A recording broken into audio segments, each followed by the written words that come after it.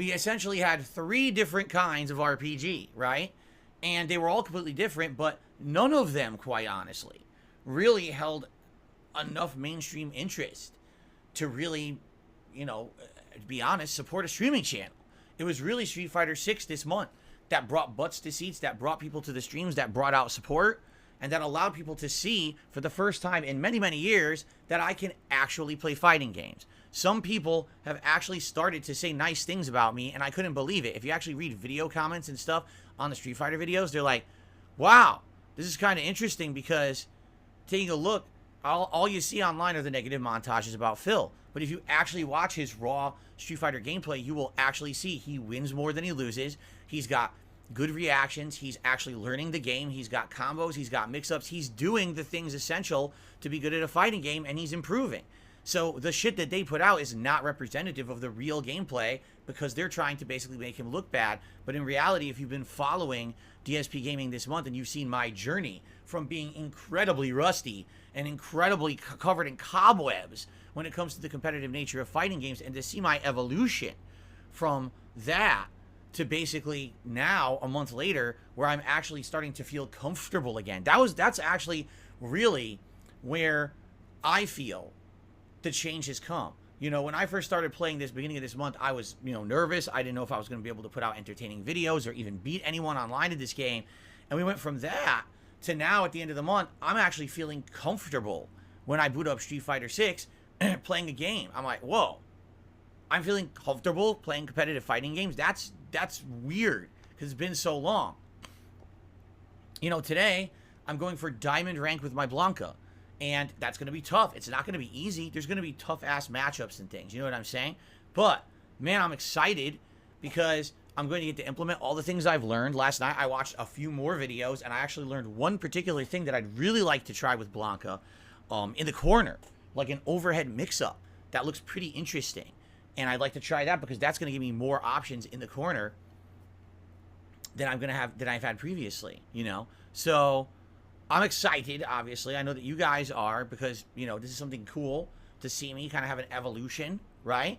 And I hope, fingers crossed for the best, that we can actually hit diamond rank today. That would really be nice. I don't know if we will or not. If we don't, it's not the end of the world. As long as we make some progress, and or we all have fun and it's entertaining for you guys and I learn a bit, that's what it's all about. But maybe I can actually hit diamond rank today. And if I do, sure, that would be amazing, right? So what a journey it's been.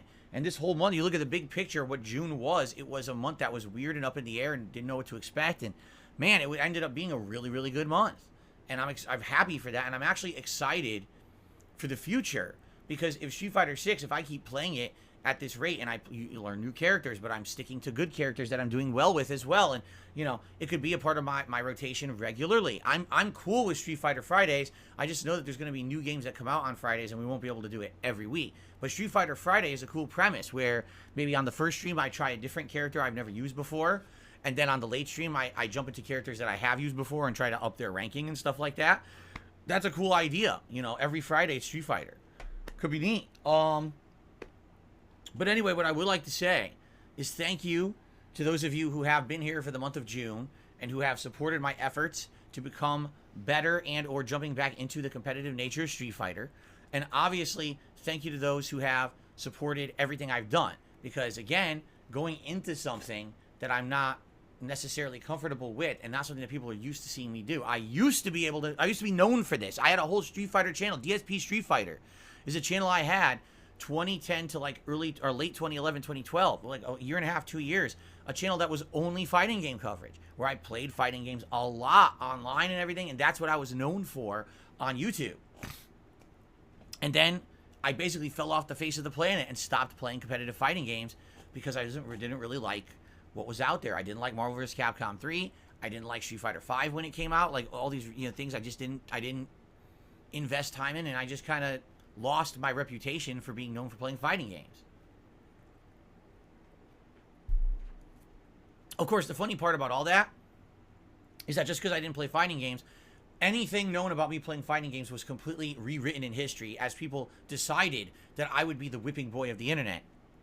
and that they would make "This Is How You Don't" plays constantly to make fun of me, all of a sudden, the entire history of me being good at fighting games was erased. I never was good. It all was a farce. The placing at EVO is fake. All those tournament wins after EVO don't count or didn't happen. He never ran tournaments. He never made YouTube videos that anyone liked with Street Fighter. None of that happened.